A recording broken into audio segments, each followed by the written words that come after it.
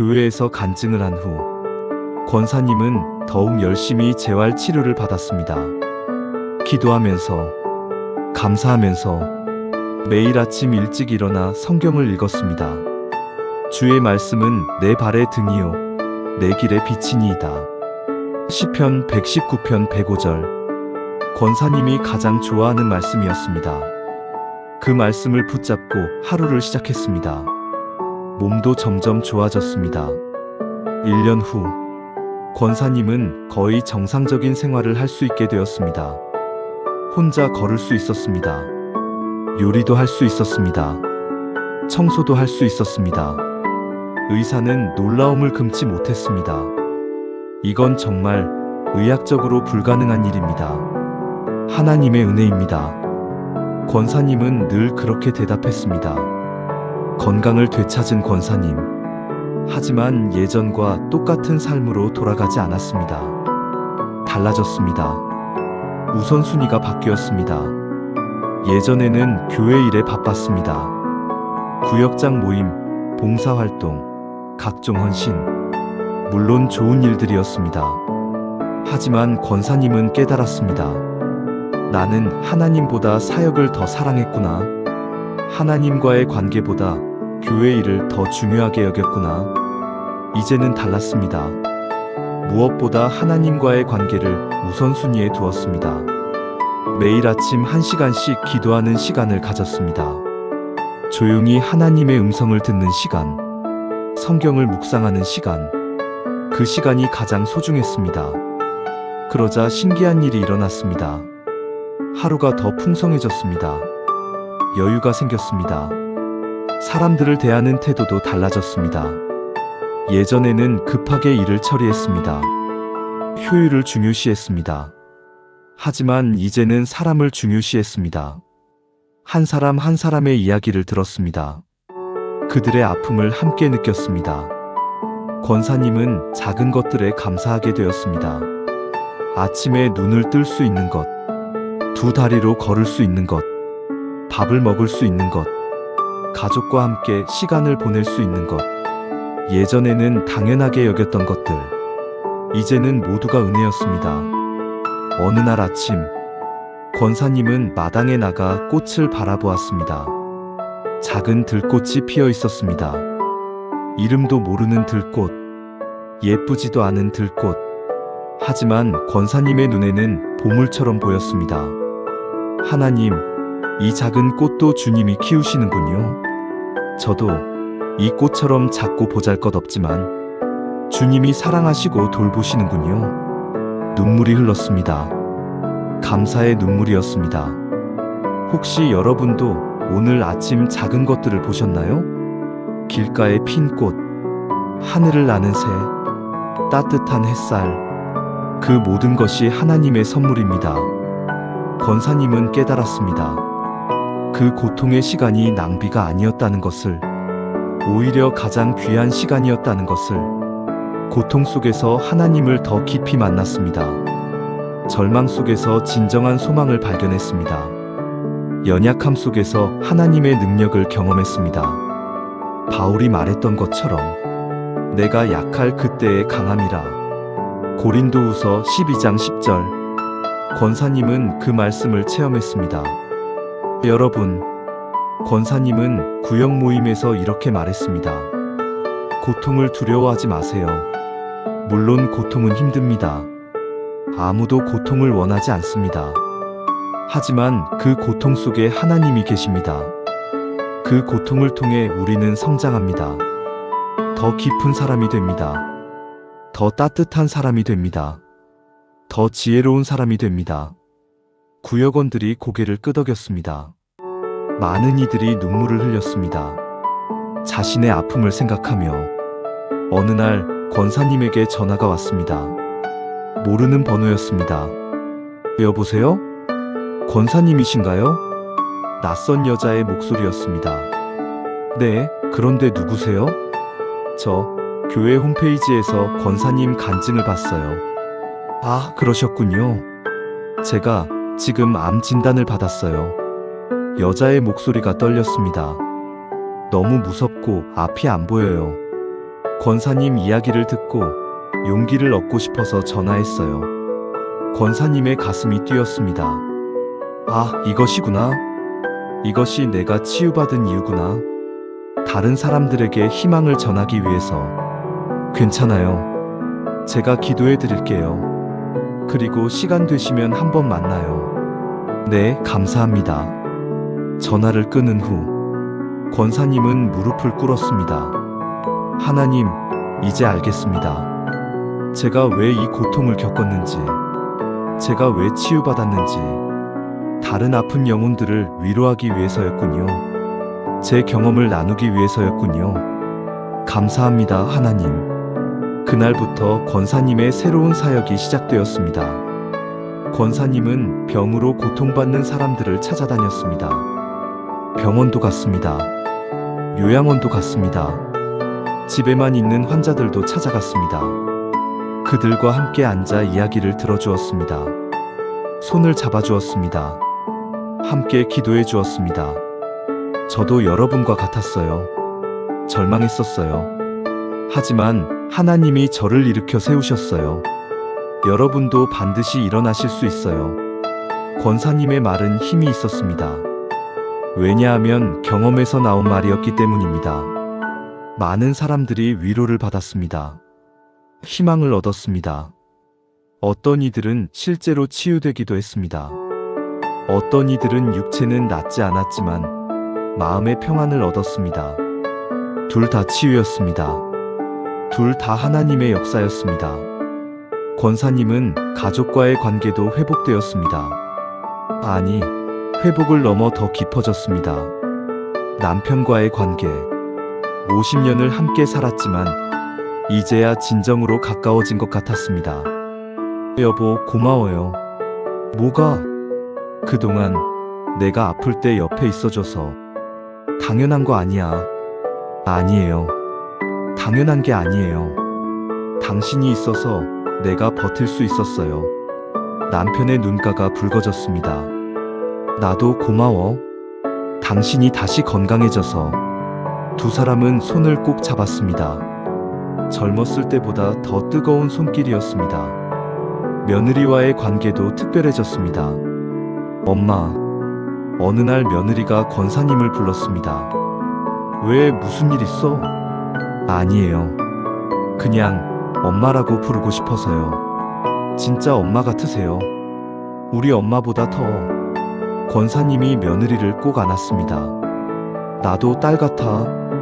진짜 딸보다 더. 두 사람은 함께 울었습니다. 기쁨의 눈물이었습니다. 권사님은 기도의 능력을 새롭게 경험했습니다. 예전의 기도는 형식적이었습니다.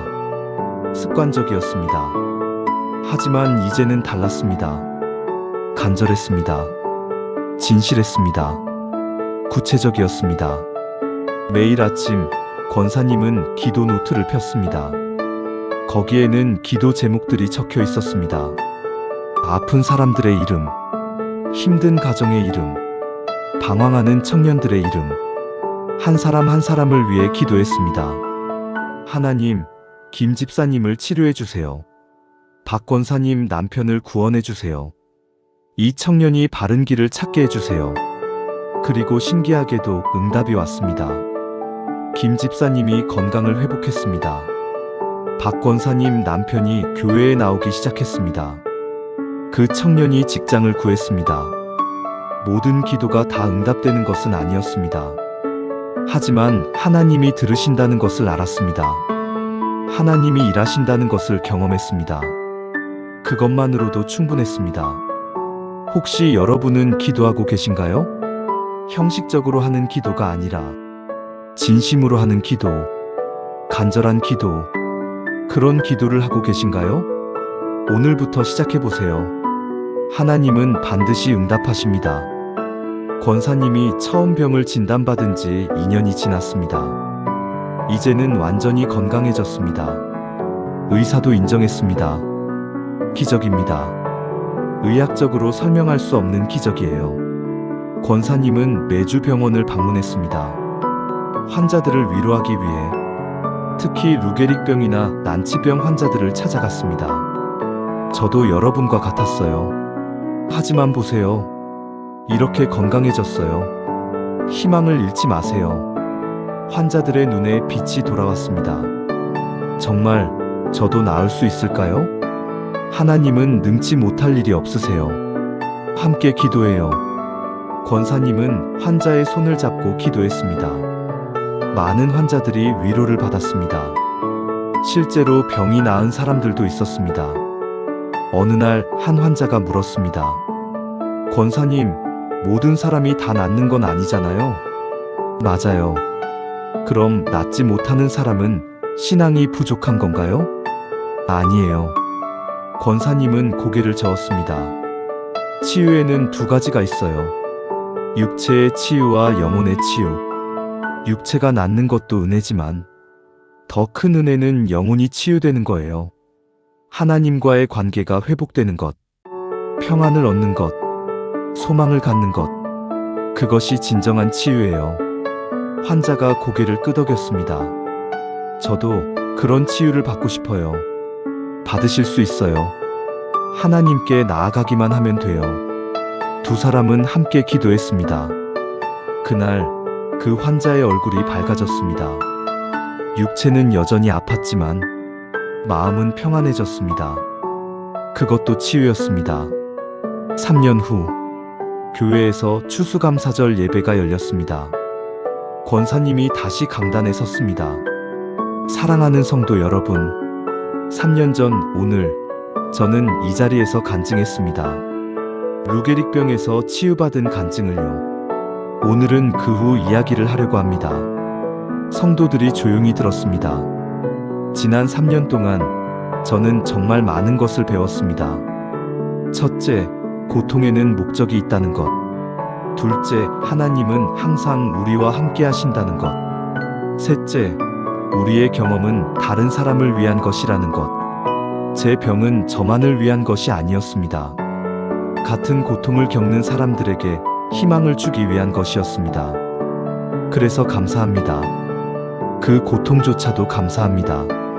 성도들의 눈에 눈물이 맺혔습니다. 여러분, 지금 힘든 시간을 겪고 계신가요? 그 시간을 낭비하지 마세요. 그 속에서 하나님을 만나세요. 그리고 그 경험을 나누세요. 그것이 진정한 감사입니다. 아멘. 성도들이 큰 소리로 화답했습니다. 사랑하는 여러분, 김순례 권사님의 이야기 어떠셨나요? 혹시 지금 여러분도 고통 가운데 계신가요? 병으로, 아픔으로, 외로움으로 힘드신가요? 이 말씀을 꼭 기억하세요. 하나님은 치료하시는 분입니다. 육체를 치료하실 수도 있고 영혼을 치료하실 수도 있습니다. 어느 쪽이든 그것은 하나님의 은혜입니다. 포기하지 마세요.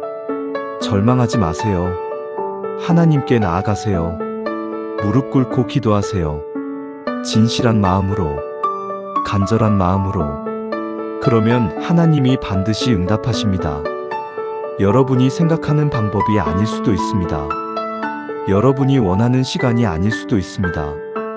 하지만 하나님의 방법으로, 하나님의 때에 반드시 응답하십니다. 오늘부터 이렇게 해보세요. 첫째, 매일 아침 감사 노트를 쓰세요. 작은 것이라도 좋습니다. 오늘 살아있는 것, 숨 쉴 수 있는 것, 가족이 있는 것, 그 모든 것에 감사하세요. 둘째, 하루 10분이라도 기도하세요. 형식적인 기도가 아니라 진실한 기도, 하나님과 대화하는 시간을 가지세요. 셋째, 여러분의 아픔을 누군가와 나누세요. 혼자 견디지 마세요. 교회 목사님께, 구역장님께, 믿을 수 있는 친구에게 나누면 반으로 줄어듭니다. 넷째, 성경을 읽으세요. 시편이 좋습니다. 잠언도 좋습니다. 복음서도 좋습니다. 하루 한 장이라도 읽으세요. 하나님의 음성을 들을 수 있습니다. 다섯째, 다른 사람을 위해 기도하세요. 나만 생각하지 마세요. 나보다 더 힘든 사람이 있습니다. 그들을 위해 기도하세요. 그러면 여러분의 아픔도 줄어듭니다. 사랑하는 여러분, 권사님은 지금도 건강하게 지내고 계십니다. 75세가 되셨지만 여전히 활발하게 사역하고 계십니다. 병원을 방문하고 환자들을 위로하고 기도하고 간증하고 그분의 삶 자체가 기적입니다. 그분의 존재 자체가 간증입니다. 여러분도 그렇게 될 수 있습니다. 여러분의 고통도 간증이 될 수 있습니다. 여러분의 아픔도 축복이 될 수 있습니다. 하나님께 맡기세요. 그분을 신뢰하세요. 반드시 길을 여십니다. 이제 함께 기도하겠습니다. 눈을 감으시고 손을 모으세요. 하나님 아버지, 오늘 이 말씀을 듣는 모든 분들을 축복해 주세요. 지금 병으로 고통받는 분들, 외로움으로 힘든 분들, 절망 가운데 있는 분들, 주님, 그들을 치료해 주세요. 육체를 치료하시든 영혼을 치료하시든 주님의 방법으로 역사해 주세요. 그리고 이 고통의 시간도 축복이 되게 하소서. 이 아픔을 통해 주님을 더 깊이 알게 하소서. 이 경험을 통해 다른 사람을 위로하게 하소서. 우리 모두가 주님의 증인이 되게 하소서. 예수님의 이름으로 기도합니다. 아멘. 사랑하는 여러분, 오늘 이 영상을 끝까지 봐주셔서 감사합니다. 여러분의 삶에 하나님의 치료하심이 임하기를 기도합니다. 육체의 건강도, 영혼의 평안도 모두 회복되기를 기도합니다. 힘들 때는 이 영상을 다시 보세요. 권사님의 이야기를 다시 들으세요. 그리고 기억하세요. 여러분은 혼자가 아닙니다. 하나님이 함께 하십니다. 우리가 함께 기도합니다. 반드시 일어날 날이 옵니다. 다시 웃을 날이 옵니다. 감사할 날이 옵니다. 그날까지 포기하지 마세요. 하나님을 믿으세요. 사랑합니다, 여러분. 하나님의 은혜가 함께 하시기를 축복합니다. 혹시 지금 병상에서 이 영상을 보고 계신가요? 아니면 사랑하는 가족이 아파서 마음이 무너지고 계신가요? 오늘 제가 전하려는 이야기는 병원에서도 포기했던 한 분의 기적 같은 이야기입니다. 72세 김순례 권사님의 이야기입니다. 이 이야기를 끝까지 들으신다면 여러분의 마음에도 작은 소망이 다시 피어날 것입니다. 2023년 가을이었습니다. 김순례 권사님은 평소처럼 새벽 기도를 드리러 교회에 가려고 일어났습니다. 그런데 이상했습니다. 다리에 힘이 하나도 들어가지 않았습니다. 이상하네. 어젯밤에 무리했나? 처음엔 그냥 피곤한 줄 알았습니다. 하루 이틀 쉬면 괜찮아질 줄 알았습니다. 하지만 시간이 지날수록 증상은 더 심해졌습니다. 계단을 오르기가 힘들어졌습니다. 숟가락을 드는 것도 버거워졌습니다. 밥을 먹다가 손에서 수저가 떨어졌습니다. 어머니, 괜찮으세요? 며느리가 깜짝 놀라 달려왔습니다. 아니야, 괜찮아. 그냥 손이 좀 미끄러웠나 봐. 권사님은 애써 웃으며 대답했습니다. 하지만 마음속으론 불안했습니다. 이게 뭐지? 왜 이러는 걸까? 결국 병원에 가게 되었습니다. 여러 검사를 받았습니다. MRI, 혈액 검사, 신경 검사. 일주일 후 진단 결과가 나왔습니다. 루게릭병 초기 증상으로 보입니다. 의사의 말이 귓가에 맴돌았습니다. 루게릭병, 치료법이 없는 난치병, 시간이 지나면 온몸의 근육이 마비되는 병. 권사님의 머릿속이 하얘졌습니다. 선생님, 그럼 저는 얼마나? 떨리는 목소리로 물었습니다. 현재로선 정확히 말씀드리기 어렵습니다. 하지만 진행을 늦출 수는 있습니다. 병원을 나오는 권사님의 발걸음은 천근만근이었습니다. 혹시 여러분도 비슷한 경험이 있으신가요? 의사의 진단을 듣는 순간 세상이 무너지는 그 기분, 앞으로 어떻게 살아야 할지 막막한 그 순간. 권사님도 그랬습니다.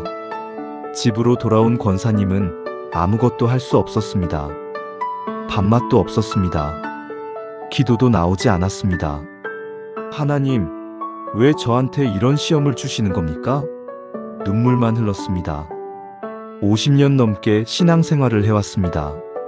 새벽기도 한 번 빠진 적 없었습니다. 교회 구역장으로 섬기며 이웃을 돌봤습니다. 그런데 왜 하필 저에게 이런 병이? 밤마다 잠을 이룰 수 없었습니다. 앞으로 자식들한테 짐만 되는 건 아닐까? 남편이 나를 돌보다가 쓰러지는 건 아닐까? 이렇게 죽는 건가? 부정적인 생각들이 꼬리에 꼬리를 물었습니다. 교회도 나가기 싫었습니다. 성도들 앞에서 약한 모습 보이기 싫었습니다. 권사님, 어디 편찮으세요? 전화가 와도 받기 싫었습니다. 아니에요, 괜찮아요. 그냥 좀 피곤해서요. 거짓말을 했습니다. 마음의 문을 닫았습니다. 남편 김철수 집사님은 아내를 보며 가슴이 찢어졌습니다. 평생을 함께 살아온 아내, 항상 밝고 긍정적이던 아내, 그 아내가 하루하루 무너져가는 모습을 보는 게 너무 고통스러웠습니다. 여보, 우리 산책이라도 할까? 난 괜찮아요. 당신이나 다녀와요. 그래도 됐다니까요. 권사님은 짜증을 냈습니다. 평생 남편한테 목소리 높인 적 없는데 스스로도 놀랐습니다. 내가 왜 이러지? 자책감이 밀려왔습니다. 아들 내외도 걱정이 태산이었습니다. 어머니, 큰 병원으로 옮겨서 다시 검사받아 보시는 게 어때요? 며느리가 조심스럽게 말했습니다. 필요 없어. 어차피 치료법도 없는데. 그래도 혹시 됐다고 했잖아. 권사님의 목소리가 높아졌습니다. 며느리는 더 이상 말하지 못했습니다. 방으로 돌아온 권사님은 또 눈물을 흘렸습니다. 착한 며느리한테 왜 저러는 거야, 나는? 자책과 분노와 슬픔이 뒤섞였습니다. 혹시 여러분도 아프실 때 이런 경험 있으신가요? 사랑하는 사람들한테 화를 내고 나서 후회하는 마음, 도와주려는 손길을 밀어내고 싶은 그 마음. 권사님도 그랬습니다. 한 달이 지나고 2달이 지났습니다. 권사님의 증상은 조금씩 더 나빠졌습니다. 이제는 혼자 걷기도 힘들어졌습니다. 목욕도 혼자 할 수 없었습니다. 며느리의 도움을 받아야 했습니다. 그게 너무 창피했습니다. 너무 미안했습니다. 괜찮으세요, 어머니? 제가 모시는 거 당연한 거예요. 며느리는 항상 밝게 웃었습니다. 하지만 권사님은 그 웃음이 더 힘들었습니다. 내가 이렇게 짐이 되다니. 교회 구역원들이 신방을 왔습니다. 권사님, 우리가 기도해 드릴게요. 하나님이 반드시 치료해 주실 거예요. 고마운 말들이었습니다. 하지만 권사님의 마음엔 들어오지 않았습니다. 말은 쉽지, 본인들은 건강하니까. 삐뚤어진 생각이 들었습니다. 그렇게 자신을 향한 원망과 하나님을 향한 원망이 커져갔습니다. 그러던 어느 날 밤이었습니다. 잠을 이루지 못하고 뒤척이던 권사님. 창밖을 바라보았습니다. 달이 밝았습니다. 고요한 밤이었습니다. 그때 문득 오래전 기억이 떠올랐습니다. 20년 전 남편이 큰 교통사고를 당했을 때 의사는 다시 걷지 못할 거라고 했습니다. 하지만 권사님은 포기하지 않았습니다. 매일 새벽 병원 옥상에 올라가 기도했습니다. 하나님, 이 사람이 다시 일어나게 해주세요. 눈물로 기도했습니다. 3달 후 남편은 기적적으로 걸었습니다. 의사들도 놀랐습니다. 그때 나는 왜 그렇게 간절히 기도할 수 있었을까? 권사님은 생각했습니다. 그리고 깨달았습니다. 그때는 내가 아파서가 아니라 사랑하는 사람을 위해서였구나. 지금은 나 자신만 생각하고 있었구나. 가슴이 뜨끔했습니다. 그날 밤 권사님은 오랜만에 무릎을 꿇었습니다. 처음엔 말이 나오지 않았습니다. 그저 눈물만 흘렀습니다. 한참을 울고 나서야 겨우 입이 열렸습니다. 하나님, 죄송합니다. 제가 너무 교만했습니다. 제 힘으로 살아온 줄 알았습니다. 제 신앙으로 구원받은 줄 알았습니다. 하지만 아니었습니다. 모든 것이 주님의 은혜였습니다. 눈물이 멈추지 않았습니다. 50년 신앙생활 동안 쌓아온 교만함, 내가 뭔가 잘해서 축복받았다는 착각, 그것들이 무너졌습니다. 하나님, 저를 불쌍히 여겨주세요. 이 병을 통해서 제가 무엇을 배워야 하는지 가르쳐 주세요. 치료해달라고 요구하지 않겠습니다. 다만 주님의 뜻이 이루어지기를 원합니다. 그 기도를 드리고 나니 묘한 평안이 찾아왔습니다. 병이 나은 것은 아니었습니다. 여전히 몸은 불편했습니다. 하지만 마음이 달라졌습니다. 다음 날 아침, 권사님은 식탁에 나왔습니다. 며느리가 깜짝 놀랐습니다. 어머니, 오늘은 기분이 좀 괜찮으세요? 응, 미안해, 그동안. 네? 너한테 많이 화냈지? 미안하다. 며느리의 눈에 눈물이 고였습니다. 어머니, 고마워. 정말 고마워. 권사님은 며느리의 손을 꼭 잡았습니다. 그날부터 권사님은 조금씩 달라졌습니다. 여전히 몸은 불편했습니다. 하지만 불평하지 않았습니다. 대신 감사를 찾았습니다. 오늘도 숨 쉴 수 있어서 감사합니다. 가족이 있어서 감사합니다. 이 고통을 통해 배울 수 있어서 감사합니다. 작은 감사들이 쌓였습니다. 혹시 여러분도 힘든 상황에 계신가요? 그 속에서도 감사할 것을 찾아보세요. 작은 것부터 숨 쉴 수 있는 것, 오늘 하루를 살 수 있는 것, 그것만으로도 큰 은혜입니다.